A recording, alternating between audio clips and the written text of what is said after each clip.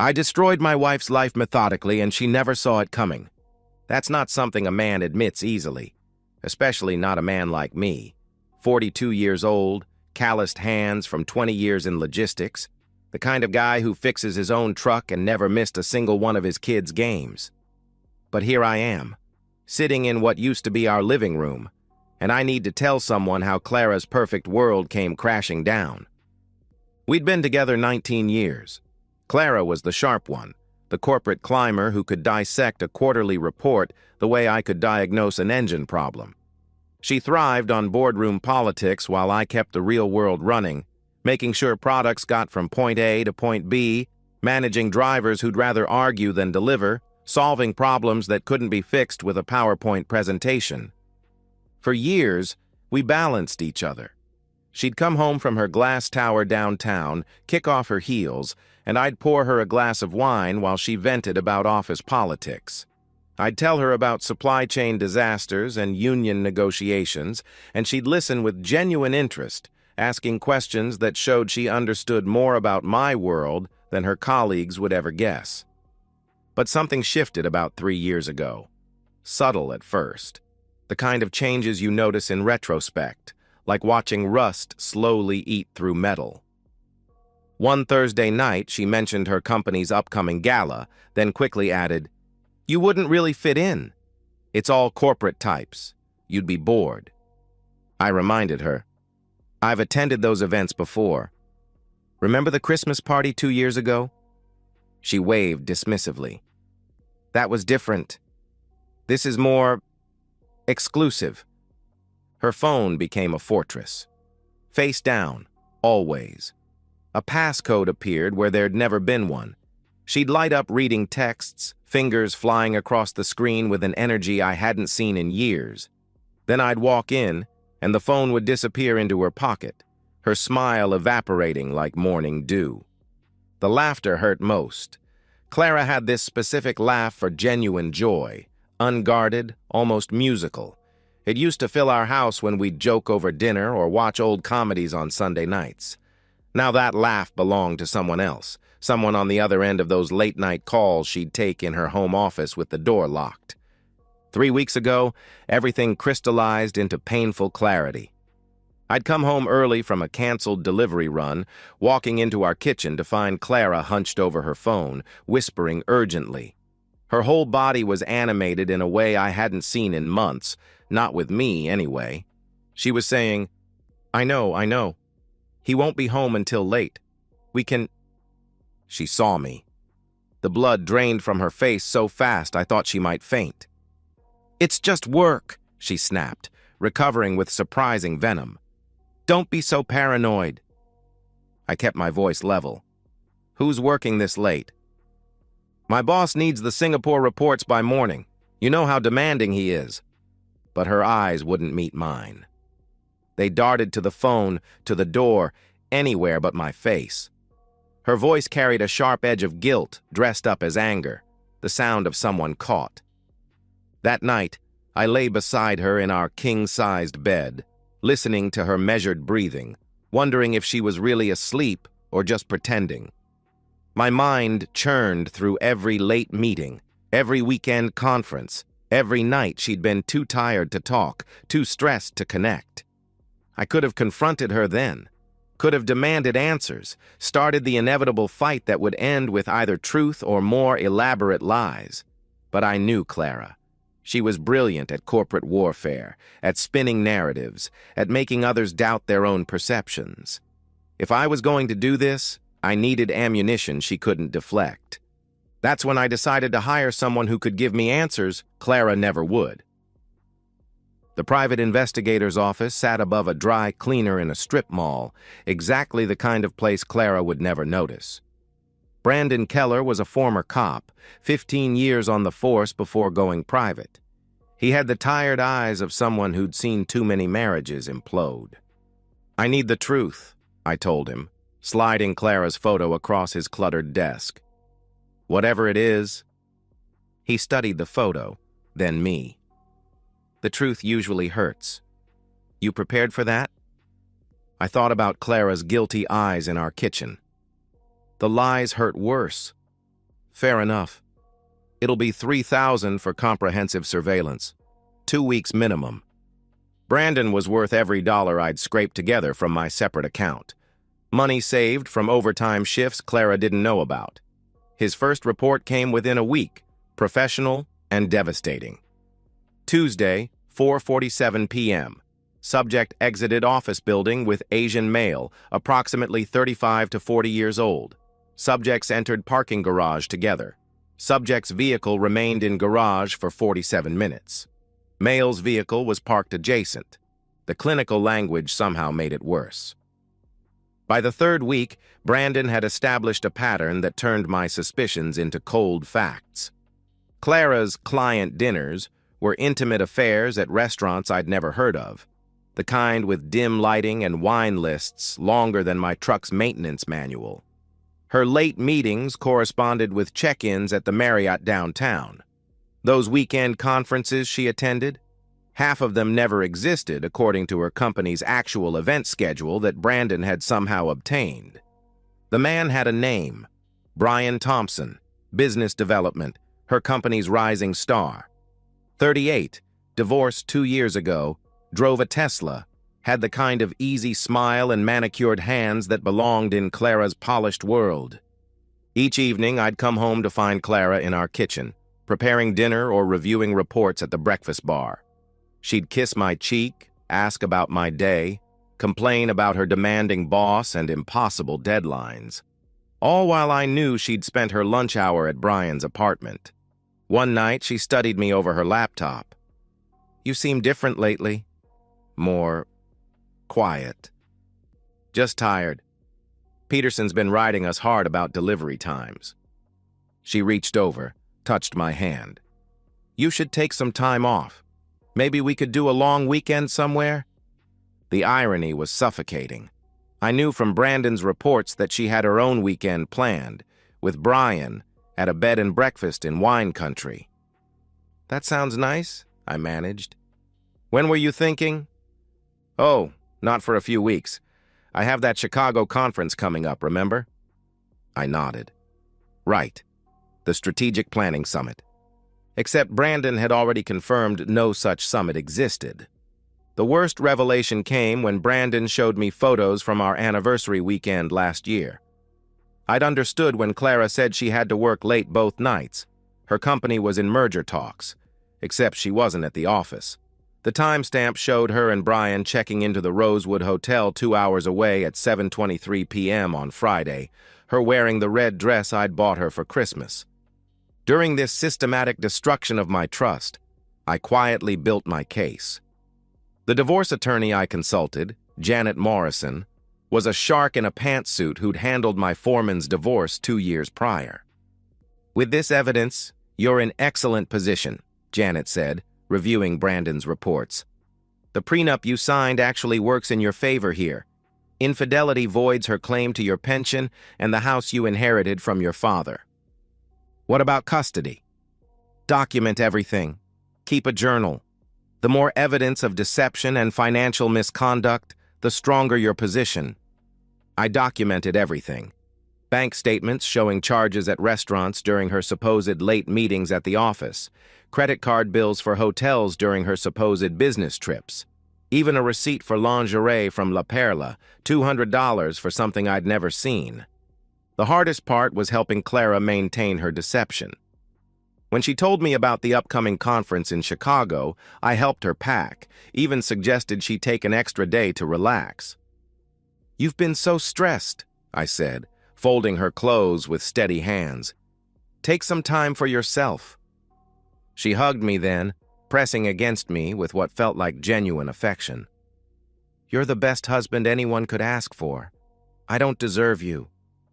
"No," I agreed quietly. "You don't." She pulled back, laughing. "So modest." Brandon's investigation was nearly complete. 1 more week of surveillance, he said, and I'd have everything needed for an airtight case. When he handed me that final envelope, he said something that chilled me. "This is worse than you thought it would be." Brandon's final report was a masterpiece of devastating thoroughness. 3 years, not 6 months, Not a momentary lapse in judgment, but 3 calculated years of systematic deception.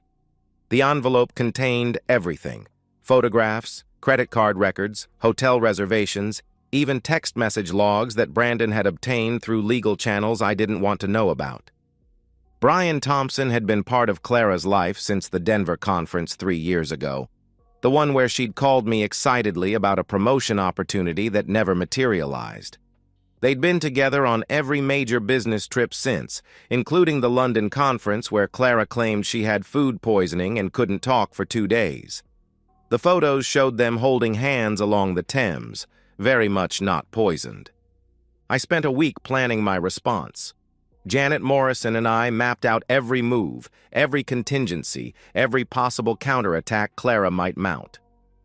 "The key is simultaneous impact," Janet explained, leaning forward across her mahogany desk.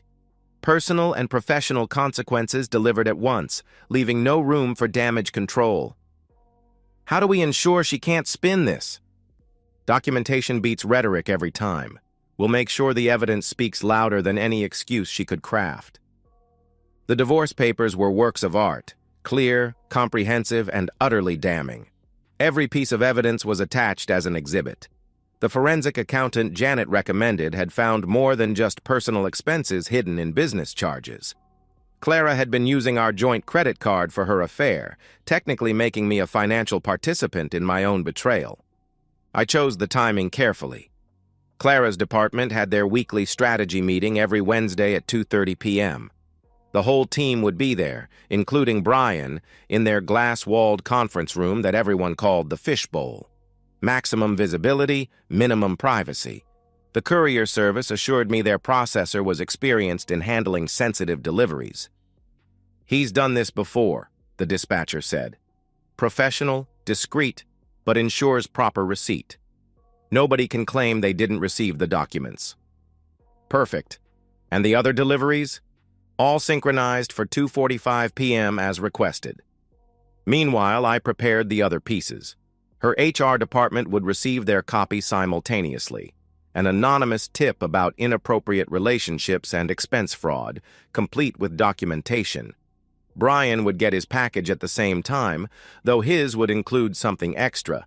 Screenshots of Clara's texts to her girlfriend about how Brian was fun but not marriage material, and how she'd never leave Ethan for him. At home, I was the perfect husband. I fixed the leaky faucet Clara had been complaining about, made her favorite dinner on Tuesday night, even suggested we watch that British mystery series she loved. She curled against me on the couch, sighing contentedly. "You're being so sweet." "What's gotten into you?" "Just realized I haven't been appreciating you enough." She kissed my cheek. "Well, I like this version of you. Maybe we should fight more often if this is the makeup phase." "We haven't been fighting." "No, but we've been distant." "I'm glad we're reconnecting." I even helped with her presentation for Wednesday's meeting, reviewing her slides, suggesting improvements. She'd be at her best when the world came crashing down, confident, polished, completely unprepared. The children were my biggest concern. Sarah, 14, and Mike, 16, deserved better than to be blindsided. Without revealing specifics, I had careful conversations about how sometimes families change, how both parents would always love them regardless of what happened between adults. Mike confronted me directly Tuesday night, because he'd inherited my inability to dance around difficult topics. "Are you and Mom okay?" "We're working through some things." That's what Jeremy's dad said before his parents divorced. I set down my wrench. We'd been working on his car. "Whatever happens, you and Sarah are our priority. That won't change." "But something's happening." "Something's changing, yes. But you don't need to worry about it tonight." Wednesday morning arrived crisp and clear. Clara dressed in her power suit, charcoal gray with the pearl necklace I'd given her for our 10th anniversary. She reviewed her presentation one more time over breakfast, practicing her key points while I nodded and offered encouragement. "The quarterly projections are solid," I said. "You'll nail this." She beamed. "You really think so?" I think you'll get exactly what you deserve. She laughed. Such an odd way to phrase it, but I'll take the confidence boost. She kissed my cheek before leaving. Wish me luck. Good luck, Clara. I took the day off work, telling my supervisor I had a family emergency brewing. Not a lie, really. I sat in my truck in a parking lot across from Clara's office building, watching the clock creep toward 2:30. At 2 o'clock, I sent a single text to Clara. I know about Brian. It's over. Then I turned off my phone and waited. At 2:35, I saw movement in the fishbowl conference room, tiny figures visible even from my distance. Someone had stood up abruptly. Others were gathering around. The meeting was definitely disrupted. When that courier walked into her office building, Clara had no idea her world was about to explode in front of everyone who mattered to her career. The courier entered the fishbowl at 2:47 p.m. I watched from my truck as the tiny figures in the conference room shifted, heads turning toward the interruption. Even from across the street, I could identify Clara by her posture, that straight-backed confidence that was about to shatter. My phone, turned back on at 3 p.m., exploded with missed calls and texts. 23 calls from Clara, 4 from Brian, 1 from a number I didn't recognize, probably Clara's office phone.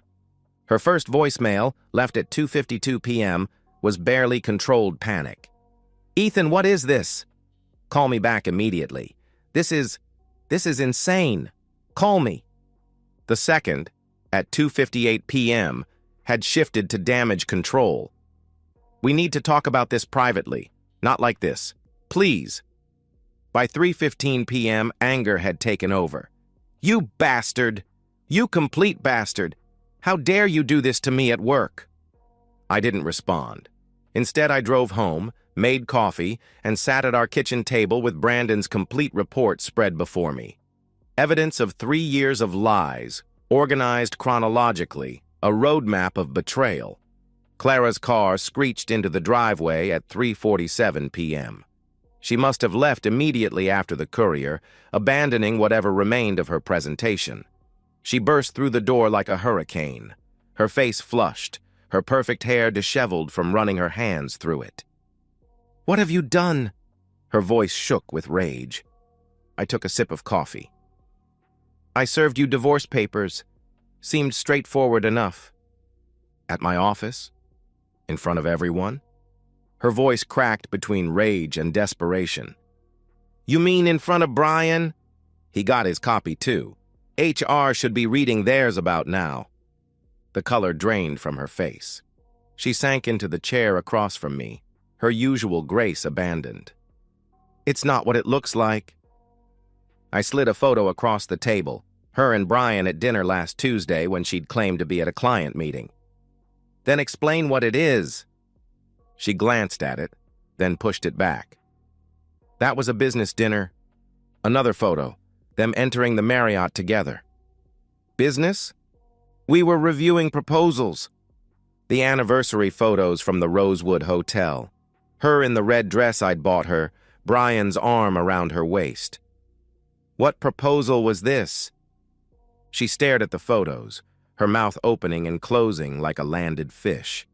The great negotiator, speechless. Finally, she whispered, It didn't mean anything.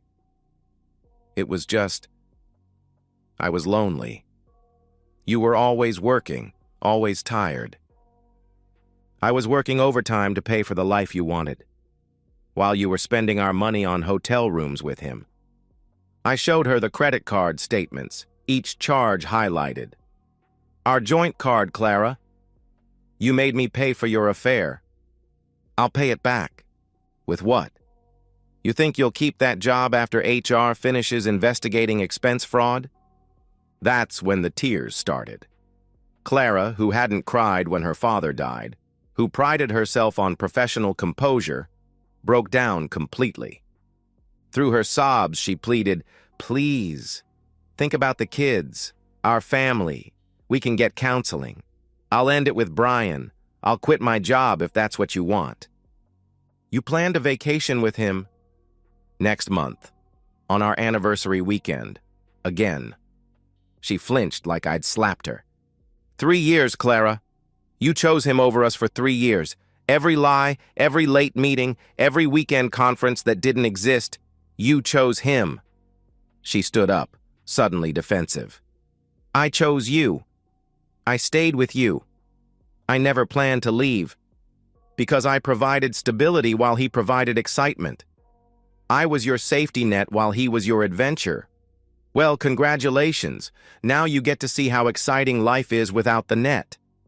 She moved toward the living room, then spun back, anger replacing desperation. You think you're so clever? You think you've won? I'll fight this. I'll claim you were abusive, controlling. Go ahead. But first, you should know that Brian's married. She froze. What? No, he's divorced. He told me. Separated, not divorced. His wife got her own package today with everything, including the texts where you called Sharon from accounting a bitter cow who needs to get laid. Clara went completely silent. She understood now. This wasn't just divorce. This was scorched earth. You've destroyed everything. Her voice was barely a whisper. No, you destroyed everything. I just documented it. She sank onto the couch, staring at nothing. My job is over. They have 3 years of expense fraud, 3 years of using company resources for personal activities, 3 years of violating their ethics policy. The kids will hate me. The kids will know the truth. What they do with it is their choice. She looked at me then, really looked at me for the first time in years. You planned all this, every detail. I had 3 weeks while you were busy with Brian. Plenty of time to think. When I told her about the HR report, she went completely silent. And that's when I knew she finally understood that this wasn't just a divorce. This was justice. The call from Clara's company came Thursday morning at 9:17 a.m. She was in the shower, probably trying to wash away yesterday's catastrophe. I answered her phone. This is Martin from HR. Ms. Patterson needs to report to Human Resources immediately upon arrival. I'll let her know, I said, already knowing how that meeting would end. Clara emerged from the bedroom in her best suit, full armor for corporate combat. Don't wait up. I'll be dealing with this mess you created all day. I shrugged. It's your mess, Clara. I just exposed it. By noon, she was home, carrying a banker's box of personal items. 15 years with the company ended in a morning. Her face was a mask of shock. She set the box down heavily.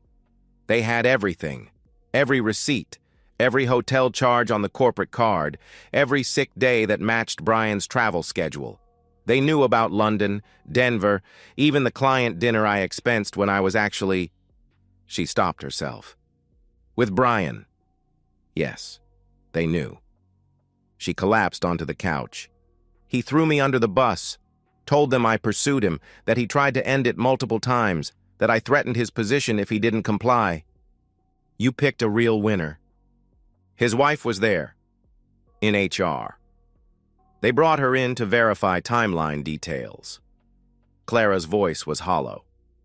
She's pregnant. 6 months. The next days brought systematic destruction. Clara's company not only fired her, but marked her file for gross misconduct, the kind of scarlet letter that follows you in corporate circles. Her carefully cultivated network evaporated overnight. LinkedIn connections disappeared. Recruiters who'd courted her for years wouldn't return calls. Brian kept his job, barely. Transferred to the Seattle office, demoted to senior analyst. His wife, armed with the evidence I'd provided, filed for divorce immediately. He blocked Clara's number, pretended she'd never existed. The man she'd risked everything for became a ghost. Our kids found out despite our attempts at damage control. Mike overheard Clara crying on the phone to her sister, piecing together enough to confront her directly at dinner Sunday night. Were you cheating on Dad? Clara's silence was answer enough. Sarah's voice was small. For how long? Clara started. It's complicated. 3 years. The trips, the late meetings, the conferences. Most of them were lies. Mike stood up from the table, his chair scraping against the floor. All those times you missed my games for work? Clara reached for him. Mike, please. He pulled away. I hate you. Then walked to his room. He hasn't spoken to her since. Sarah lasted 2 more days before breaking. She'd found Clara's laptop open to apartment listings, studio apartments in the sketchy part of town, the only thing Clara could afford without a job. You're really leaving? Clara, still trying to spin reality, said, Dad's making me... Sarah interrupted. No, you left already. You've been leaving for years. Dad's just making it official. The divorce proceeded with mechanical efficiency. Clara's attorney, a public defender since she couldn't afford private counsel, advised her to accept my terms. The evidence was overwhelming, the prenup ironclad. I got primary custody, the house, my pension intact. Clara got $40,000 in savings and her car.